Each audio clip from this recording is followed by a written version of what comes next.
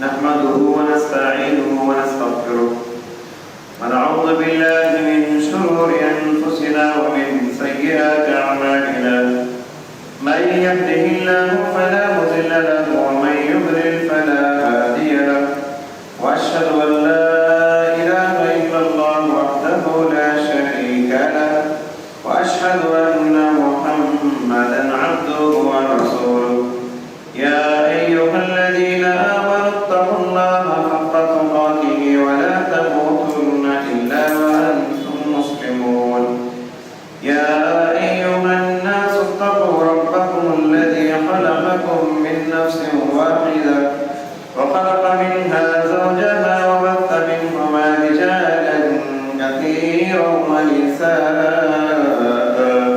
واتقوا الله الذي تساءلون به والأرحام إن الله كان عليكم رقيبا يا أيها الذين آمنوا اتقوا الله وقولوا قولا سديدا يصلح لكم أعمالكم ويغفر لكم ذنوبكم ومن يطع الله ورسوله فقد فاز فوزا عظيما أما بعد فإن خير الحديث كتاب الله وخير الهدي هدي محمد صلى الله عليه وسلم وشر الأمور محدثاتها وكل محدثة بدعة وكل بدعة ضلالة وكل ضلالة في النار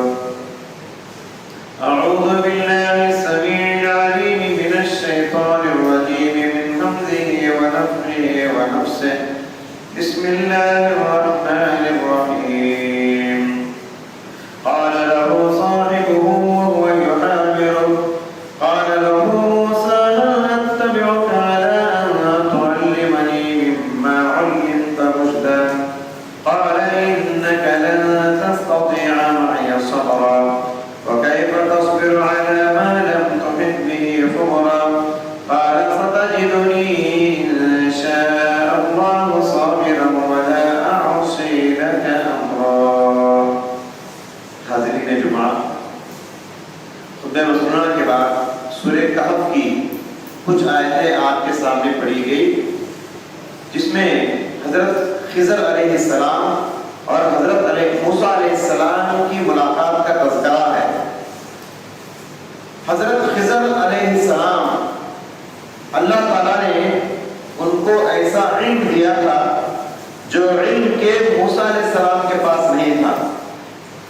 تو اللہ کے حکم سے موسیٰ علیہ السلام لمبا سفر کر کے اس علم کو حاصل کرنے کے لیے حضرت خضر علیہ السلام سے ملاقات کیے.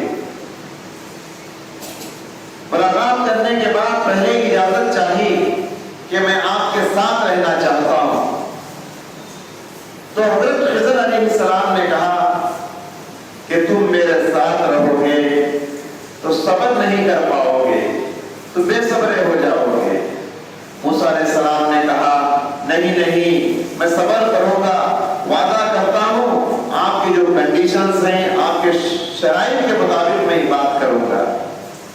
تو بہرحال یہ لمبا واقعہ ہے.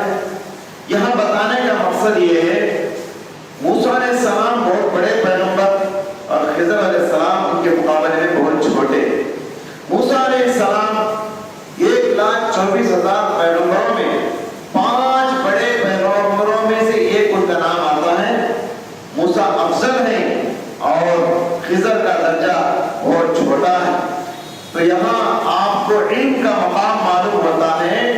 علم جہاں علم بڑوں سے حاصل کی جاتی ہے وہیں علم چھوٹوں سے بھی حاصل کرنی چاہیے.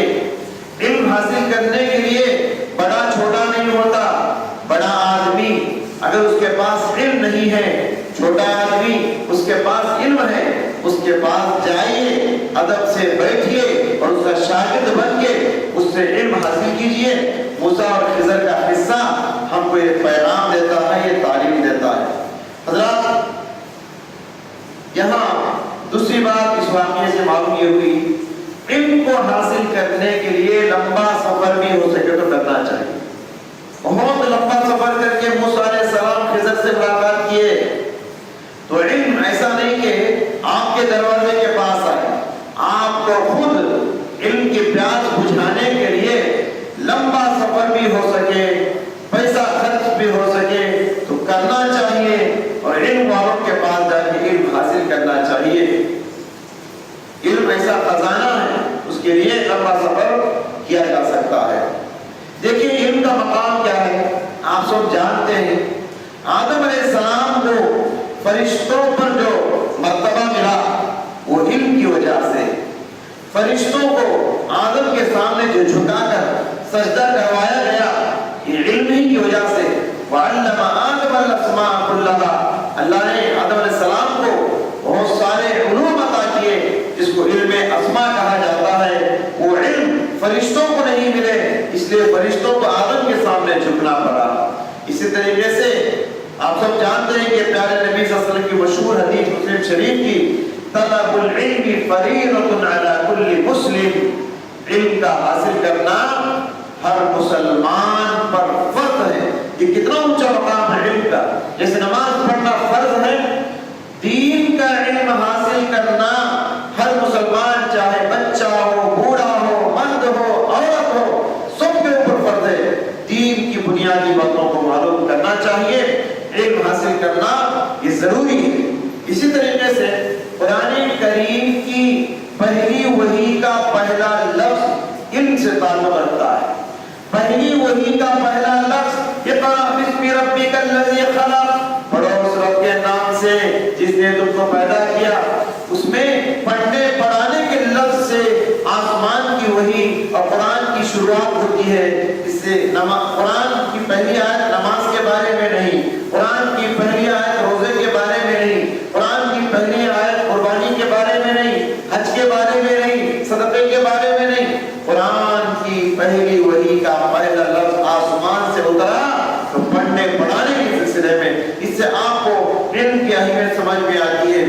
اللہ نے فرمایا انما یخشی اللہ من عبادہ العلماء، اللہ سے سب سے زیادہ ڈرنے والے علماء ہوتے ہیں۔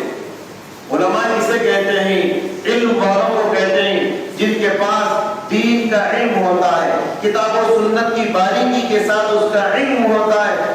جو علم والے ہوتے ہیں وہ جتنا اللہ سے ڈرتے ہیں، بغیر علم والے اتنا نہیں ڈرتے۔ علم والے علماء اللہ سے سب سے زیادہ ڈرنے والے ہیں۔ اس کائنات کے اندر بھلے سے ان کے اندر برائیاں ہو سکتی ہیں، لیکن یہ اللہ کی گواہی ہے، جو اللہ کا علم جتنا جانتا ہے وہ اللہ سے اتنا زیادہ ڈرتا ہے۔ حضرات، علم کے بغیر ہمارا ایمان ادھورا ہے، علم کے بغیر ہمارا عقیدہ ادھورا ہے، علم کے بغیر ہمارا دین ادھورا ہے، علم کے بغیر ہماری بندگی ادھوری ہے، علم کے بغیر ہمارا اسلام ادھورا ہے۔ مومن علم کا پیاسا ہوتا ہے، مومن علم کا پیاسا ہوتا ہے، اور جتنا وہ پڑھتا جائے گا اس کی پیاس اتنی بڑھتی جائے گی۔ ہمارے اسلاف علم کی عظمت کو کیسے سمجھتے تھے، علم کے مقام و مرتبے کو کیسے محسوس کرتے تھے، آپ غور کریں۔ ام ایمن رضی اللہ تعالیٰ عنہ ایک عورت، بڑی جلیل القدر صحابیہ ہے، اتنی بڑی صحابیہ ہیں، خود ہمارے نبی صلی اللہ علیہ وسلم ام ایمن سے ملاقات کرنے کے لیے ان کے مکان کو جایا کرتے تھے۔ جب پیارے نبی صلی اللہ علیہ وسلم کا انتقال ہو گیا، اللہ کے نبی رخصت فرما گئے، تو اس جلیل القدر صحابیہ ام ایمن کے پاس ابو بکر عمر بھی جایا کرتے تھے، جن کے پاس پیارے نبی جاتے تھے۔ ایک مرتبہ ابو بکر عمر گئے تو دیکھا ام ایمن رو رہی ہیں، ام ایمن رو رہی ہیں۔ سوچا شاید پیارے نبی صلی اللہ علیہ وسلم کی وفات کے صدمے کی وجہ سے رو رہی ہیں، تو انہوں نے بتایا نہیں، میں اللہ کے نبی صلی اللہ علیہ وسلم کا انتقال کا صدمہ تو مجھے ہے ہی، لیکن میں اس لیے نہیں رو رہی ہوں، میں اس لیے نہیں رو رہی ہوں کہ پیارے نبی دنیا سے چلے گئے، بلکہ مجھے یہ احساس رلا رہا ہے کہ پیارے نبی کی وفات کے بعد علم کا دروازہ اب بند ہو گیا۔ آسمان سے وحی کی شکل میں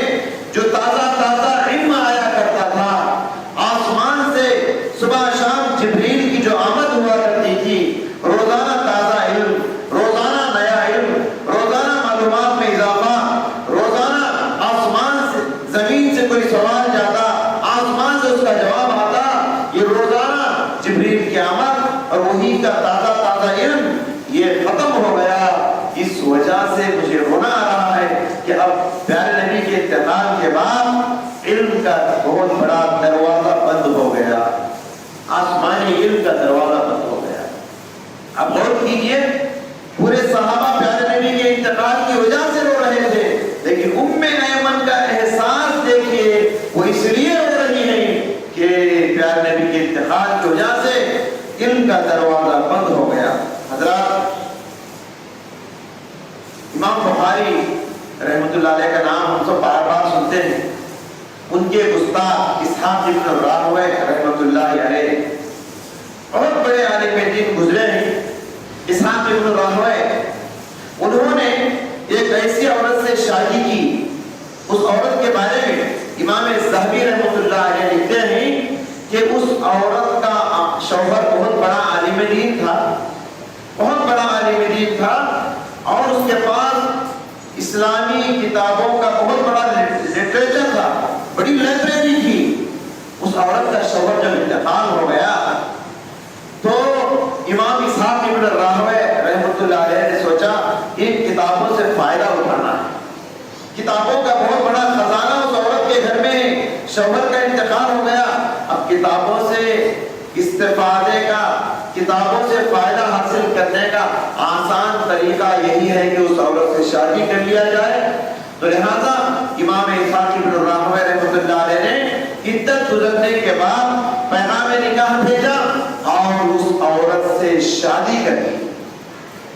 اس عورت سے شادی کر لی کیونکہ اس عورت کے اس شادی اس لیے نہیں کی کہ عورت بڑی خوبصورت ہے، شادی اس لیے نہیں کی عورت بڑی مالدار ہے، شادی اس لیے نہیں کی عورت بڑا خاندان حسب و نسب رکھتی ہے، شادی اس لیے نہیں کی کہ وہ بڑی بہت دولت رکھتی ہے، بلکہ شادی اس لیے کی وہ عورت علم کا سرمایہ رکھتی ہے، کتابوں کی دولت رکھتی ہے۔ لہذا ایسے علماء سے امام بخاری جیسے شاگرد دنیا کے اندر آئے، دنیا ساری جانتی ہے امام بخاری رحمۃ اللہ علیہ کی حدیث کی کتاب کو۔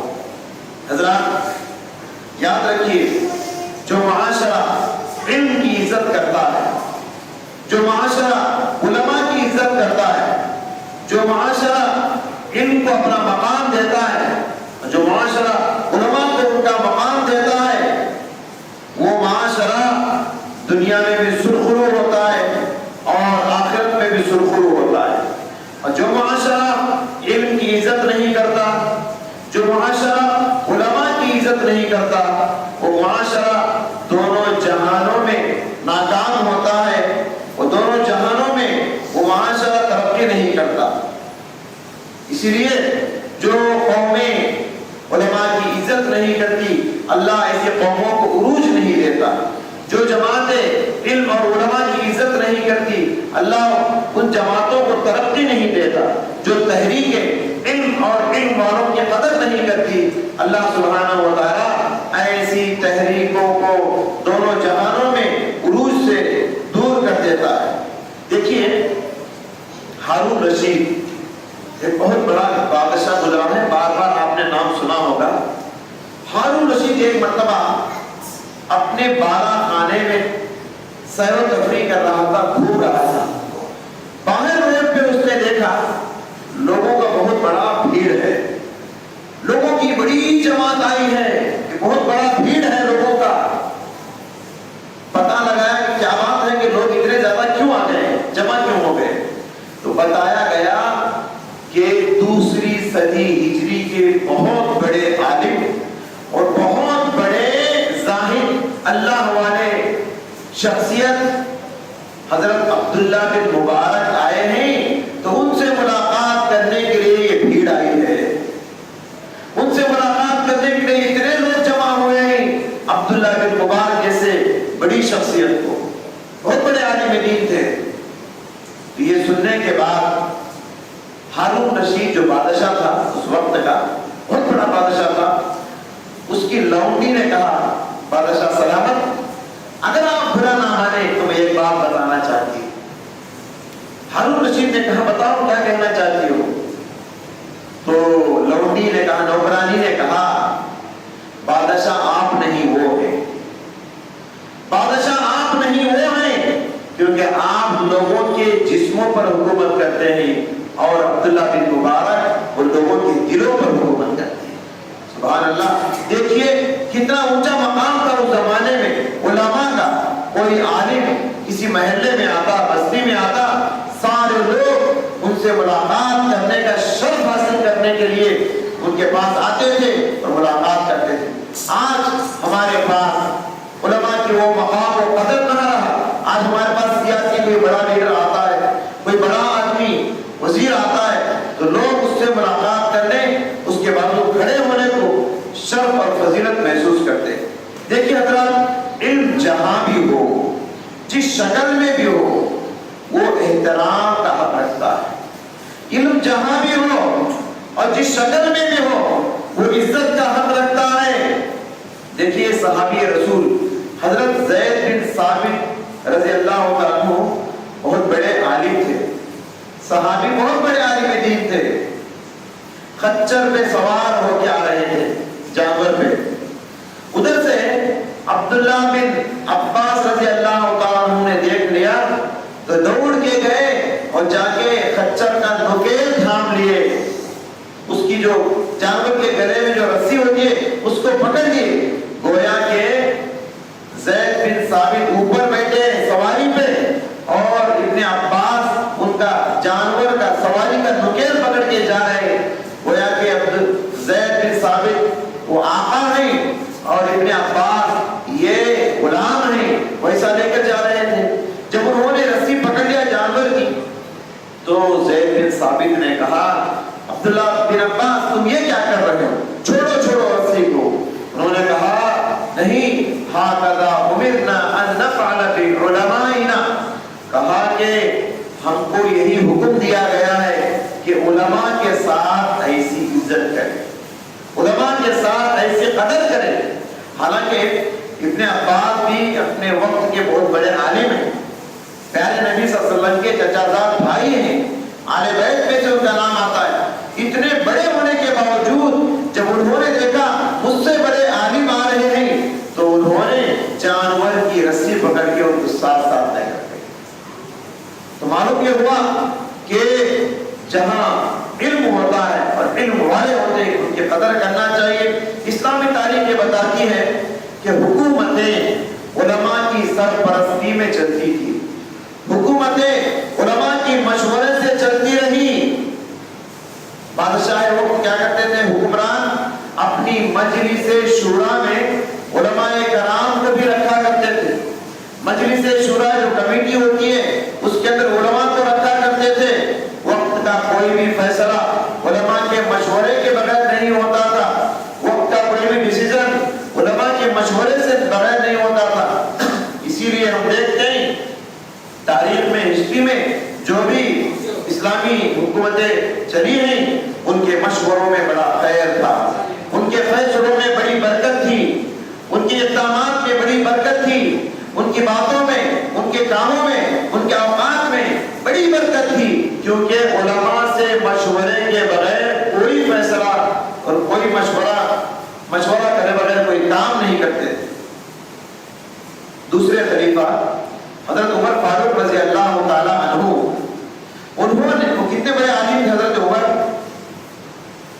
जब बादशाह बने तो अपनी मशवरा कमेटी मजलिस शूरा में जहां बड़े बड़े सहाबा को उन्होंने रखा, मेंबरशिप अदा की, वहीं एक नौजवान सहाबी हजरत इब्ने अब्बास को भी उन्होंने मेंबरशिप दिया मजलिस शूरा कमेटी में।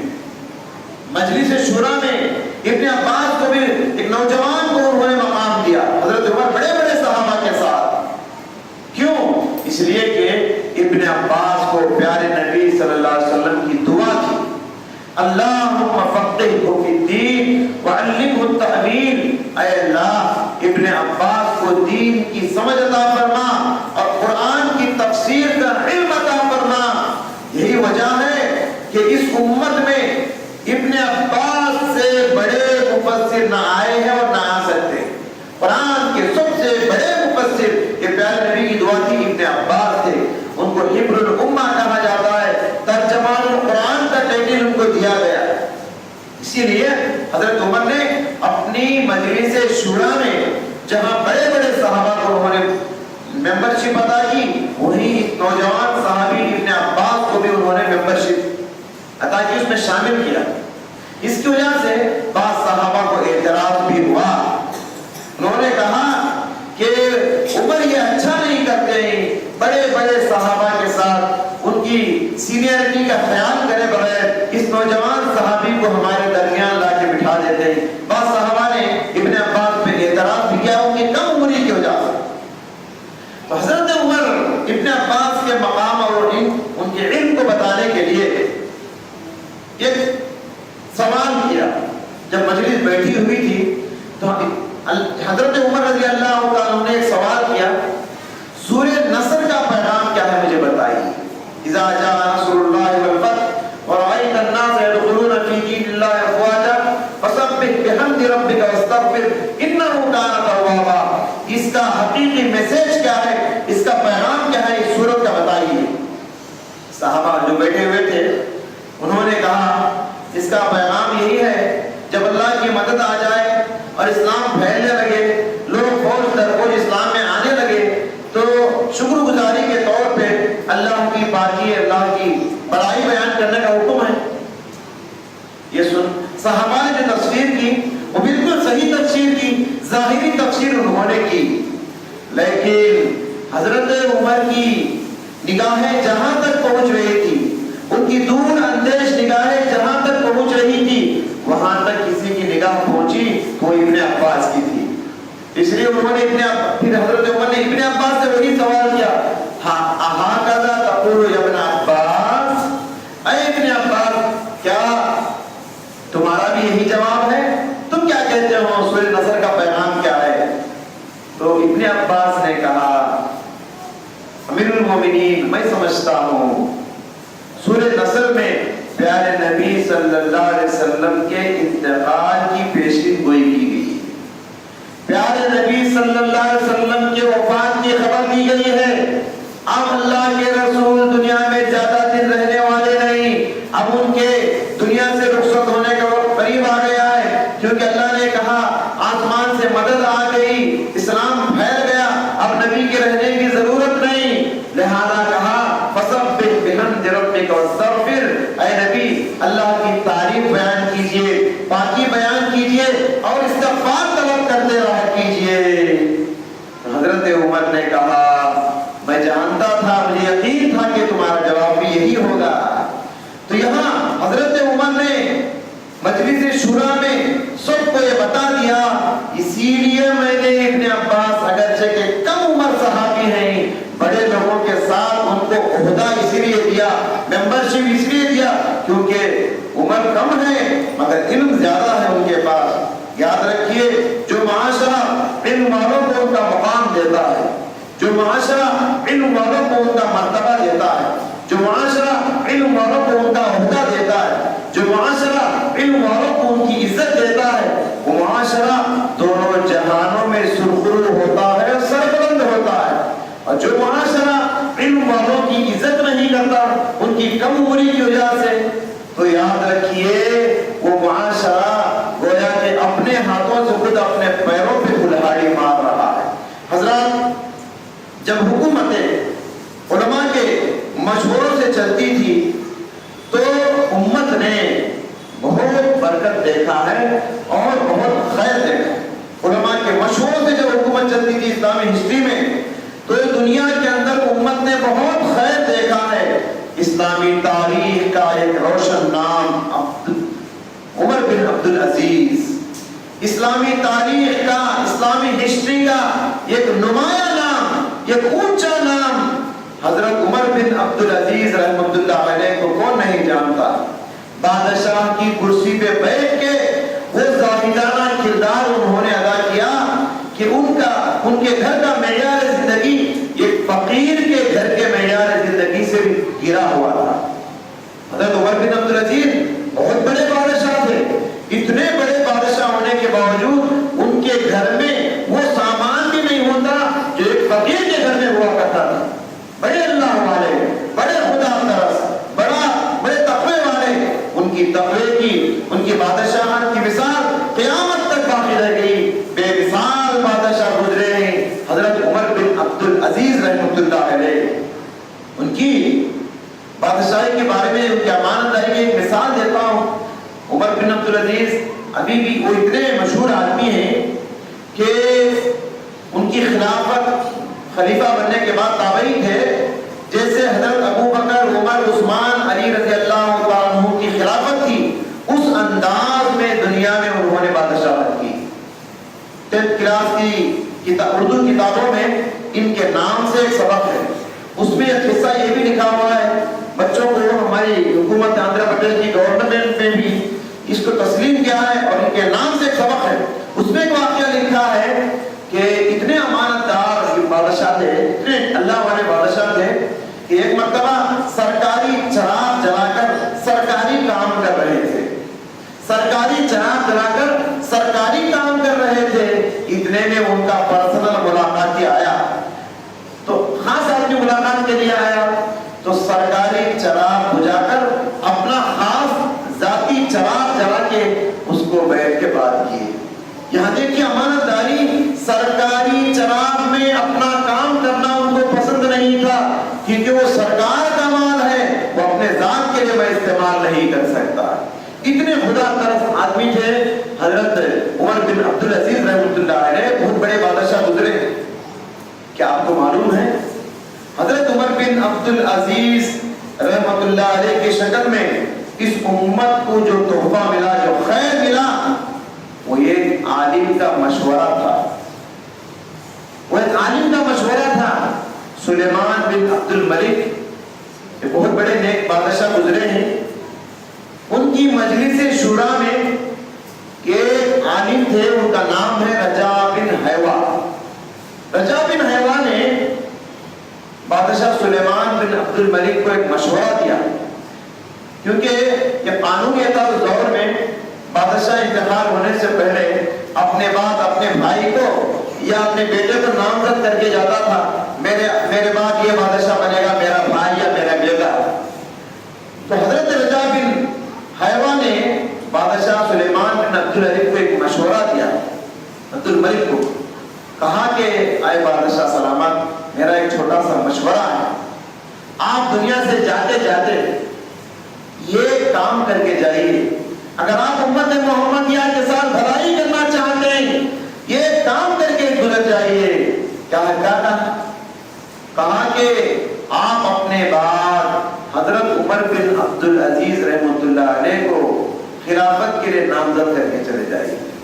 ان کا اس عالم کا مشورہ لے کر سلیمان بن عبد الملک نے اپنے بھائی اور اپنے بیٹے کا نام کاٹ کے ان کا نام لکھ کے چلے گئے. تو معلوم یہ ہوا کہ سلیمان بن عبد الملک وہ ایک عالم کا مشورہ سن کے جو عمل کرے تو دنیا کو ایک تحفہ ملا حضرت عمر بن عبدالعزیز رحمۃ اللہ علیہ کی شکل.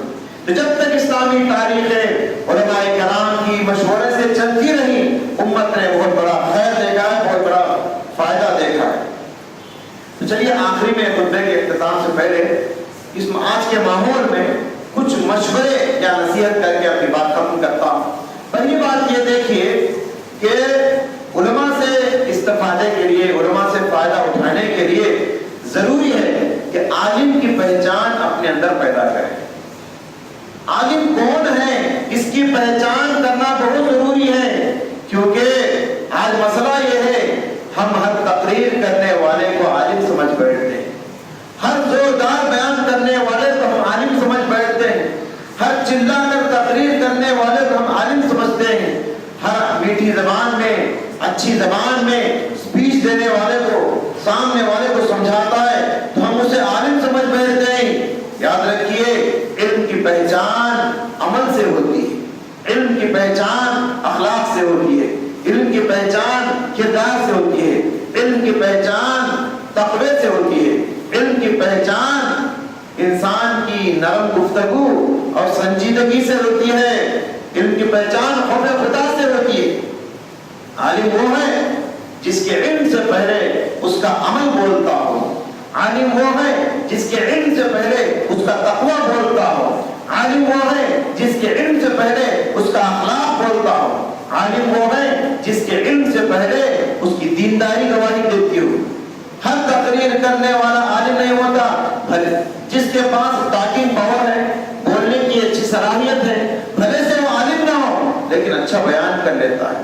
تو یہ بات بہت ضروری ہے، ہم جو بھی اچھا تقریر کرتا ہے اس کو عالم سمجھ جاتے ہیں اور عالم سمجھ کے بہت دھوکہ کھاتے ہیں۔ اسی طریقے سے دوسرا مشورہ یہ کہ آج سارا علم انٹرنیٹ پہ ڈال دیا گیا ہے، انٹرنیٹ پہ پورا علم رکھ دیا گیا ہے، جو بھی معلوم کرنا ہو کلک کیجئے اور مسئلہ دیکھ لیجئے، کوئی فتویٰ دیکھنا ہے کلک کر کے دیکھ لیتے ہیں، کوئی مسئلہ معلوم کرنا ہے گوگل پہ جا کے دیکھ لیتے ہیں، کوئی بچے کا نام دیکھنا ہے گوگل پہ جا کے دیکھ لیتے ہیں۔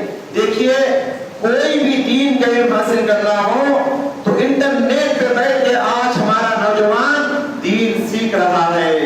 یاد رکھیے اس چیز نے ہمارے نوجوانوں کو علماء سے بے نیازی کا مزاج پیدا کیا ہے، اور یہ مزاج انتہائی خطرناک مزاج ہے، انتہائی خطرناک مزاج ہے۔ ہمارے پاس ایسے کئی واقعات ہیں، ایسے کئی مثالیں ہیں، بہت سارے نوجوان بڑے دیندار تھے، بڑے تقوی والے تھے، ان کا عقیدہ صحیح تھا، ان کا ایمان صحیح تھا، انٹرنیٹ پہ بیٹھ کے یہ دیکھا نہیں کہ بولنے والا کس فکر کا ہے، انٹرنیٹ پہ بیٹھ کے یہ دیکھا نہیں بولنے والا کس عقیدے کا ہے، بولنے والا کس نظریے کا ہے، اس کا کوئی مضمون پڑھ لیا، اس کی کوئی تقریر سن لیا، صرف یہ دیکھا کہ اس کی پگڑی لمبی ہے، اس کی داڑھی لمبی ہے، اس کا جبہ لمبا ہے، اس کو عالم سمجھ بیٹھ گئے اور اس کی ہر بات لینا شروع کیے۔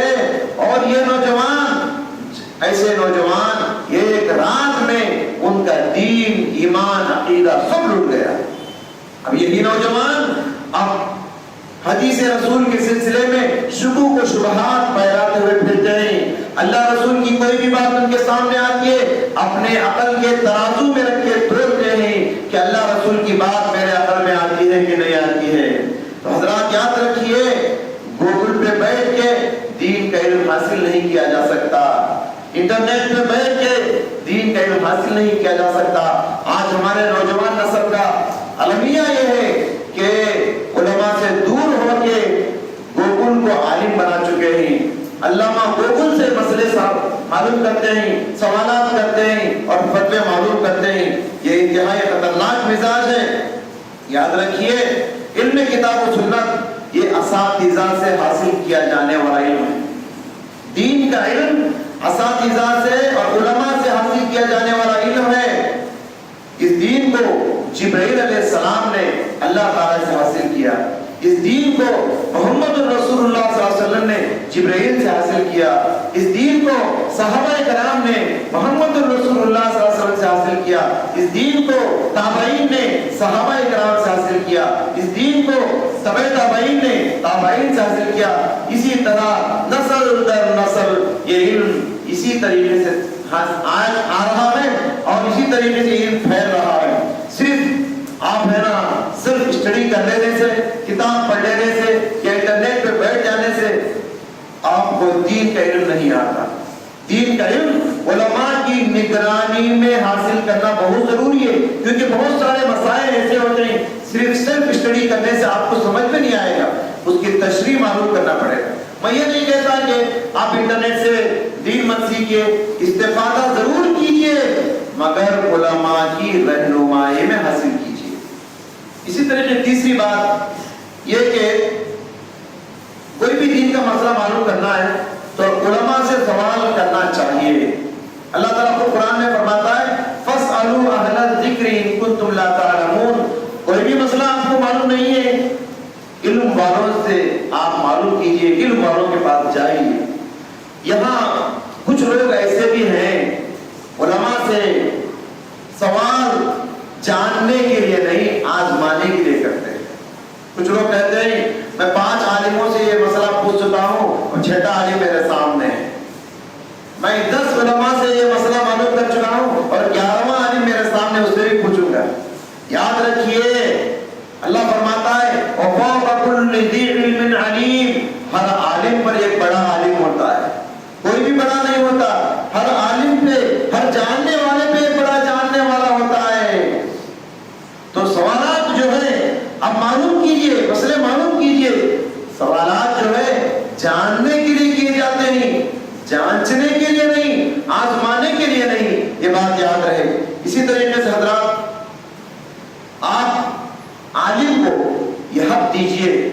کہ اگر کوئی مسئلہ اسے معلوم نہیں ہے تو وہ کہے کہ بھائی مجھے معلوم نہیں، کتاب دیکھ کر بتاؤ گا۔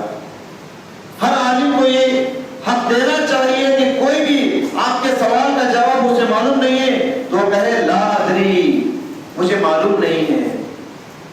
یہ امانت داری ہے۔ کوئی آدمی ہر سوال کا جواب دیتا ہے تو سمجھیے کہ وہ خطرناک ہے، کیونکہ ہر سوال کا جواب کسی عالم کے پاس نہیں ہوتا۔ دیکھیے موسیٰ علیہ السلام اتنے بڑے پیغمبر ہیں، خضر کے پاس گئے علم حاصل کرنے کے لیے، تو ہر سوال کا جواب میں کوئی کہتا ہے لا ادری، مجھے بہت سارے جوابات معلوم نہیں، تو یہ اس کے تقوی کی نشانی ہے۔ یہ عالم اللہ سے ڈرنے والا ہے، اس لیے ہر مسئلے کا جواب نہیں دیتا، کہتا ہے میں بعد میں سوچ کے بتاؤں گا، معلوم کر کے بتاؤں گا، یا واللہ عالم کہتا ہے یا لا ادری کہتا ہے۔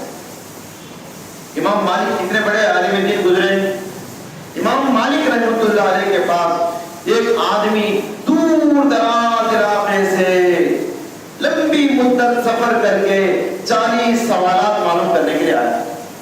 اتنے دور سے کیوں آیا؟